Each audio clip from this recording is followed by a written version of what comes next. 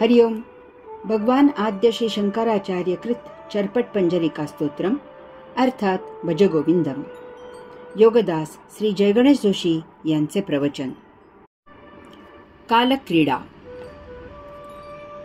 दिनमपि रजनी सायं प्रातः शिशिरवसन्तौ पुनरायातः कालः क्रीडति गच्छत्यायुः तदपि न मुञ्चत्याशावायुः. दिवस आणि रात्र, सायंकाळ आणि प्रातःकाळ, शिशिर ऋतू आणि वसंत ऋतू पुन्हा पुन्हा येत जात असतात. अशा प्रकारे कालक्रीडा सुरू असते. आयुष्य संपत येते तरीही आशारूपी वायू सोडवत नाही. भगवान आद्य श्री शंकराचार्यांनी येथे माणसाची जास्तीत जास्त कालावधी जगायची तडफड सांगितली आहे. जे काही आयुष्य आहे त्यात कसे जगायचे, काय प्राप्त करायचे, यापेक्षा माणूस किती जास्त काळ जगायला मिळेल याचीच काळजी घेताना दिसून येतो. हे तो सर्व भौतिक वस्तू जगताचा उपभोग घ्यायला मिळावा म्हणून करत असतो. परंतु तरीही त्याच्या आयुष्यात एक वेळ अशी येते की तो भौतिक वस्तू जगताचा उपभोग घेऊ शकत नाही.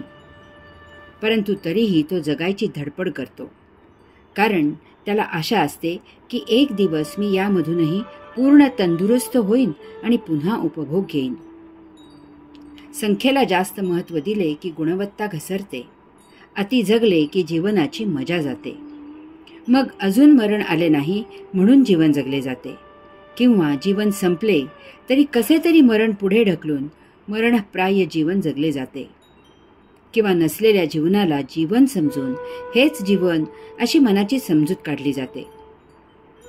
खुद्द घरातील स्वरक्ता मासाचे आशाला कंटाळतात. त्यांना आशांची कटकट होते.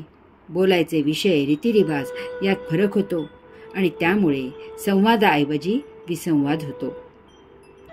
भौतिक उपभोगांसाठी जगणे हे तर मनुष्यतर प्राणीही करतात, आणि तेही सहज नकळत. त्यांना आयुष्य कसं जगावे हेच समजत नाही. आपण जीवित आहोत म्हणजे नक्की काय आहे याचा त्या बिचाऱ्यांना पत्ताही नसतो.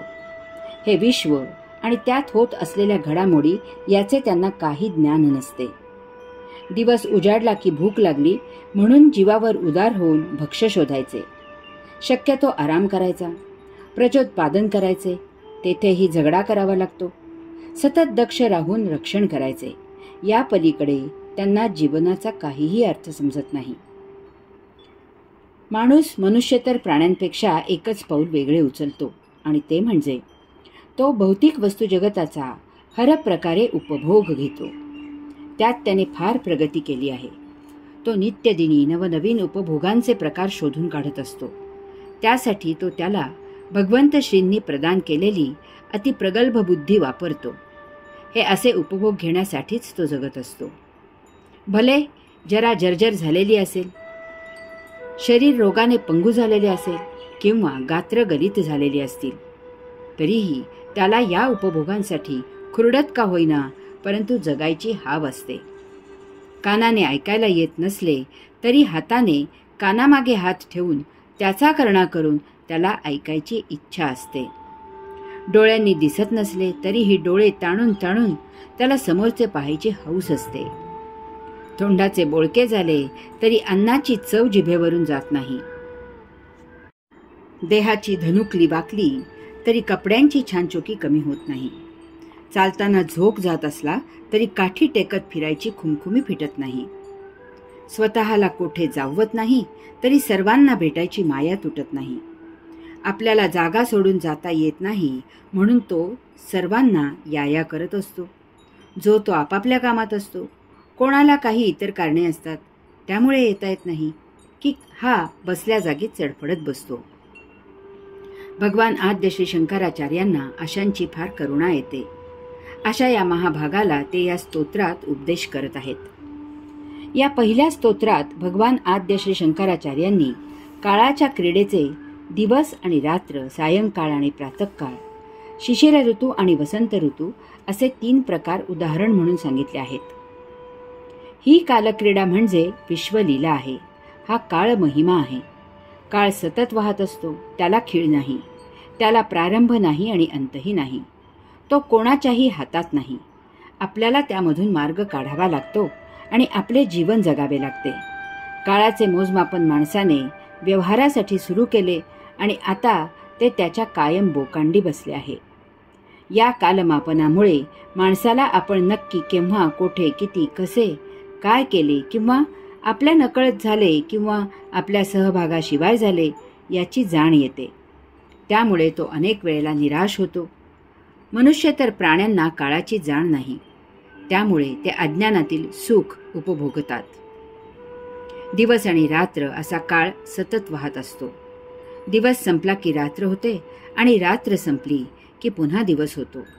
हे असे अव्याहत सुरू असते.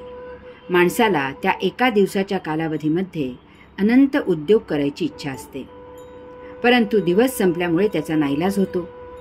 दिवस संपला की त्याला काम थांबवावे लागते, उपभोग घेणे बंद करावे लागते, आणखी ही हाव आवरावी लागते. कधीही न शमणारी इच्छा मारावी लागते. कितीही मिळाले तरी त्याचे कधी समाधान कसे ते होत नाही. तरी त्याला चांगले माहीत असते की रात्र संपली की उद्या परत दिवस उजाडणार आहे. तरीही उद्याचे उद्या आणि आजचे आज अशी त्याची विचित्र विचारसरणी असते. त्याला तृप्ती कशी ती माहीत नसते. सायंकाळ झाली की रात्र होते आणि रात्र संपून पुन्हा प्रातःकाळ होतो आणि दिवस सुरू.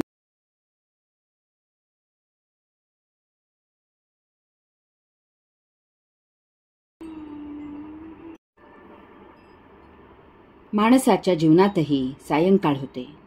तो काहीतरी करायला जातो आणि त्यात त्याला अपयश येते किंवा त्याला पाहिजे तसे यश मिळत नाही.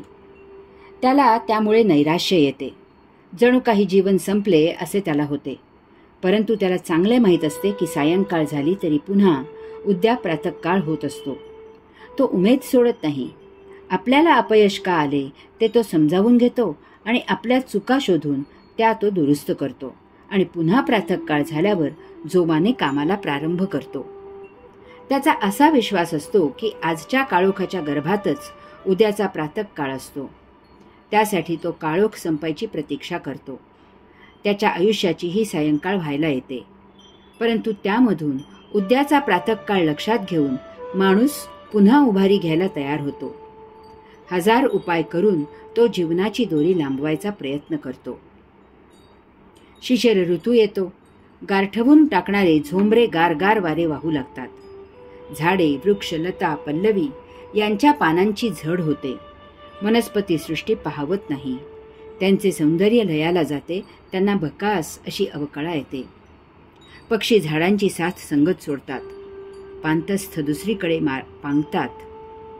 परंतु त्यानंतर वसंत ऋतू येतो. झाडांना नवीन पालवी फुटते. कोवळी लाल चुटूक आणि अर्धवट हिरवी पाने पुन्हा डोलू लागतात. वनस्पती सृष्टी नवीन काथ टाकते. पक्षी गाणी गाऊ लागतात. कोकिळा स्वरमाधुर्याने सर्वांना सुखावते. भारद्वाज शुभ संकेत देऊ लागतात. सर्वत्र चैतन्य सळसळू लागते. पांथस्थ पुन्हा झाडाच्या सावलीला विसावू लागतात.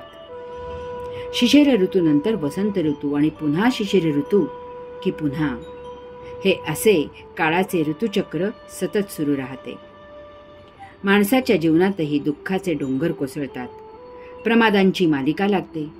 दुर्दैव हात धुवून पाठीस लागते. पोटावर नियतीची काठी बसते. कधी चुकलीच तर पाठीवर बसते. परंतु ती बसते आणि वळ उमटवून जाते. परंतु माणूस ना उमेद होत नाही. त्याला वसंत ऋतूची चाहूल लागते. वसंत ऋतू येईपर्यंत तो कळ सोसतो. पुनश्च हरिओम अशी सुरुवात करतो आणि तो शून्यातून भरारी घेतो. काही राक्षसी वृत्तीचे, उलट्या काळजाचे क्रूर असतात. त्यांना सरळ साधे सोपे जीवन जगताच येत नाही. त्यांना क्रौर्य कर्म केल्याशिवाय आपण काही केले, काही पराक्रम गाजवला असे वाटत नाही. ते दिवस संपून रात्र केव्हा होते याचीच वाट पाहत असतात. कारण त्यांना अधमकृत्य करायची असतात. ती दिवसा राजरोज करता येत नाहीत. डाका घालणे, दारू पिणे, जुगार खेळणे, बाहेरखेलीपणा करणे इत्यादीसाठी रात्रीच्या काळोखाचा आसरा पाहिजे असतो. काही जण वरून महासभ्य असतात. अर्थात तो सभ्यपणाचा बुरखा घातलेला असतो. ते दिवसा उजेडी राजरोस 4 जणात करू नये असे कृत्य करू इच्छितात, परंतु ते छुपेपणाने करतात. म्हटले तर डरपोक असतात. त्यासाठी ते प्रातःकाळापासून काम करतात. तेच मुळी सायंकाळ कधी एकदा साजरी करीन यासाठी. हे रात्री अपरात्री भटकत नाहीत. जे काही असेल ते सायंकाळी करून इमानदारीने घरी हजर होतात. परंतु त्यासाठी त्यांना सायंकाळ फार प्रिय असते. काही जण आपल्या आयुष्याचा शिशिर ऋतू होईपर्यंत मौज मजा करतात, कफल्लक होतात, मग कुठेतरी अगदी जगाच्या पाठीवर कोठेही जातात. वसंत ऋतू फुलेपर्यंत मेहनत घेतात, राब राबतात, मग पुन्हा भरकटतात आणि पुन्हा त्यांच्या आयुष्यात शिशिर ऋतू येतो की पुन्हा. काही जण उलट्या काळजाचे नराधम असतात. त्यांना सृजन पाहावतही नाही. ते विध्वंसक वृत्तीचे असतात.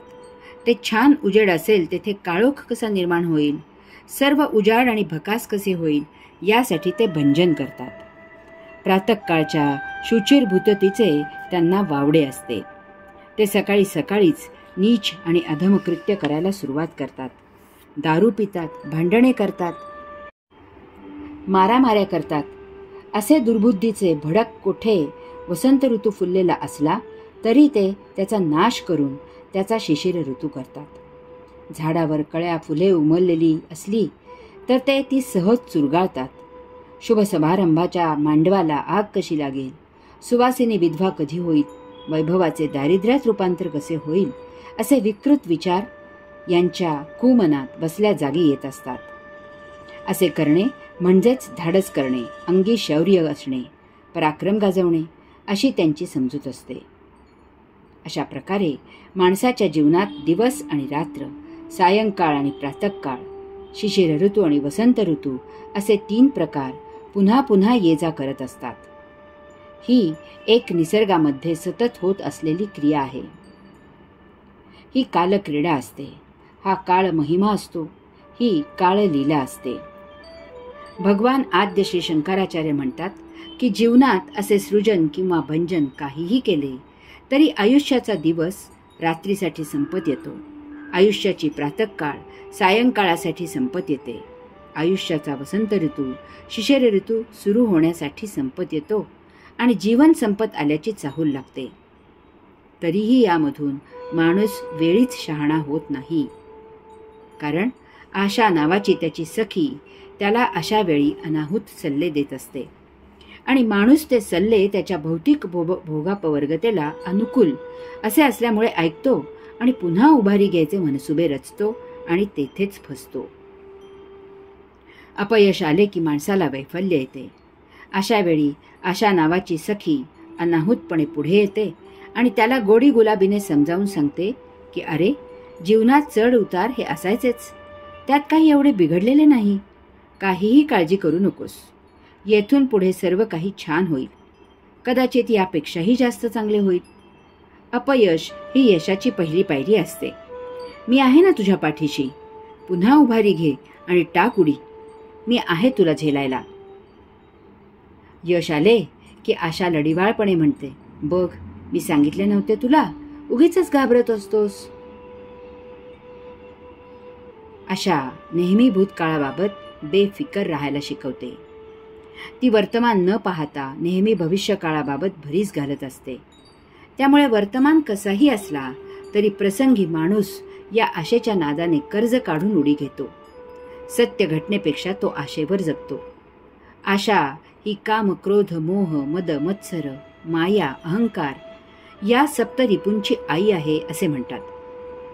एकदा आशेने माणसाचा ताबा घेतला की हे 7 रिपू आपोआप त्याच्यात निर्माण होऊन ठाण मांडतात. दिवसेंदिवस त्यांचा प्रादुर्भाव वाढत जाऊन प्रभावित होत असतो. त्यामुळे माणूस अल्पावधीतच आयुष्यामधून उठतो.